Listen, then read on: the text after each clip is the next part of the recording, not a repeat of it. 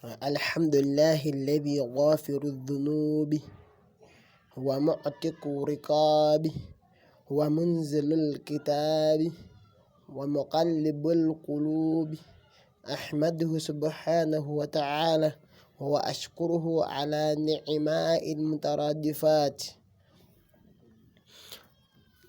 ثم صلاة وسلام على سيدنا ونبينا محمد صلى الله عليه وسلم وبعد. Tumtenda Allah subhanahu wa ta'ala oyo Allahu azza wa jalla nyini kubeeranga asonyiwa amadhambi oyo Allah tabaraka wa ta'ala nyini kubeeranga atta ensingo z'abaddu nga zijja mu muliro nga ziza mu jjana oyo Allah subhanahu wa ta'ala nyini kubeeranga atusize kitabu Qur'ani era Allah tabaraka wa ta'ala nyini kubeeranga akyusakyusa emitima gyaffe. Tumutenda Allah subhanahu wa ta'ala, tumusaba Allah nga tumwebaza olw'ebyengera by'ajja nga atugabirira ebiyitirivu. Tugenda kulaba ku bigambo bya Imaamu Yahya. Wa alaikum salam. Karibu. Imaamu Yahya bin Ma'adhi rahimahullah yabeera nga atubuulira ku misiiba egisinga okuba egy'amaanyi eri omuntu mu maali ye mu kaseera ng'amaze okufa oba nga yaakafa. Qaala Yahya bin Ma'adhi rahimahullah musibatan lilmar'u fi maalihi inda mawtihi lam yasma'u al-awwaluna wal-akhirun bimithliha qila ma huma qala yu'khadh minhu kulluhu wa yus'alu anhu kulluhu. Imam Yahya bin Ma'adhi yabeera nga ategeeza mu bigambo ebyo. Yahya bin Ma'adhi yagamba mu bigambo byebyo nti musibatan lilmar'u fi maalihi inda mawtihi yagamba nti emitewaana egisinga okuba egy'amaanyi mu maali y'omuntu nti misiiba ebiri oba emitawaana ebiri oba obubenje bubiri obuli mu maali ya buli omu mu kaseera ng'amaze okufa. Ebyo abaasooka n'abagenda okumuddirira ne batagenda kubeera nga bafuna kyekimu nga ye. Yagambe baamugamba nti qila ma huma byebiriwo ebyo, n'agamba ekisooka nti yu'khadh minhu kulluhu, emuggyibwako emaali ye yonna.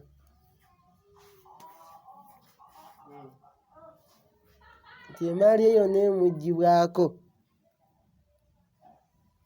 Gwe musiiba ogusooka kuba omuntu bw'aba afudde Allah subhanahu wa ta'ala abeera ng'atematema maali y'omuntu ng'afudde n'abeera ng'agigaba ye omufu talinaamu mugabo, yonna emuggyibwako. Emaali ekusumbuwa ekuwangaliza ku byeyo n'osiiba esawudi mu musana, osiibye wa wonna wonna ng'oli mu musana ogw'ekitalo ng'okola emaali eyo n'omala ofa bw'oti togenda kubeera ng'ofunamu mugabo. Wagenda agigaba Allah subhanahu wa ta'ala yagigaba nabbi abeera ng'agigaba nga gwe omufu tolinaamu mugabo. N'agamba ekyokubiri nti wa yus'alu anhu kulluhu, ate agenda kubeera ng'agibuuzibwako yonna wadde ng'amaze ogigaba, oba wagifuna mu haraamu bo bali bajja agigaba nanga ya halaali, naye gwe bagenda kubeera nga bagikubuuzaako ani agamba nti gikuŋŋaanye mu haraamu. Gwe bw'otegiramu mugabo gwo ng'okyali mulamu togenda kufuna chance ebeera ng'ejjamu omugabo gwo ng'omaze okufa. Nabbi yabeera ng'ategeeza Yahya bin Ma'adhi okusinza ku hadisi z'omubaka n'agamba mu bigambo bye nti musibatan lilmar'u inda mawtihi fi maalihi inda mawtihi, nti buli muddu yenna ajja afuna emitawaana ebiri, ajja afuna obubenje bubiri mu maali ye yennyini gy'akoleredde ng'amaze okufa. Misiiba ebiri, omusiiba ogusooka bagenda kubeera nga emuggyibwako yonna bagigabire abalala nga tafunyeemu yadde n'omugabo. Eyo ennyumba gy'otewanna nayo n'ozimba bagenda agitematemamu ebisenge bagigalagi bateekewo n'omupangisa, naye nga sente ze bagenda okufunamu tezigenda kugasa n'ekikumi nga bo bwe bagenda okubeera nga baganyulwa booleseewo ku nsi kuno. So ng'oli mugezi beera nga weegiramu omugabo gwo. Ofunye chance esaadaaka, tetwagala kusaadaaka naye ogenda kufa sente ezo zennyini ezo. Allah ajja kubeera nga azikubuuzaako zonna, teri agenda kubeera nga akugiramu omugabo. So omuntu w'amagezi kyolina okubeera nga okola, weera nga owaayo, weggiremu omugabo.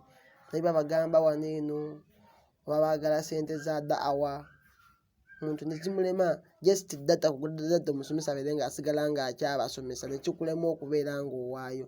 Shukran da'awa sente batetusaako emisomo, bano baani baleeta wano baagala kugula kino oba kamera, naye nga osobola okubeera nga okyalina chance, okyalina obusobozi, milk, olina obusobozi mu maali yonna gyosobola okubeera nga ogikozesa n'otewaana, naye Allah subhanahu wa ta'ala agenda kukujjulula mu maali gy'otewaanidde ku kyeyo, gy'otewaanidde mu nsi South Africa, ogenzewa wona nakatawa wona w'obeera oli omaanyi, wallahi togenda kufunamu n'omugabo n'ogumu.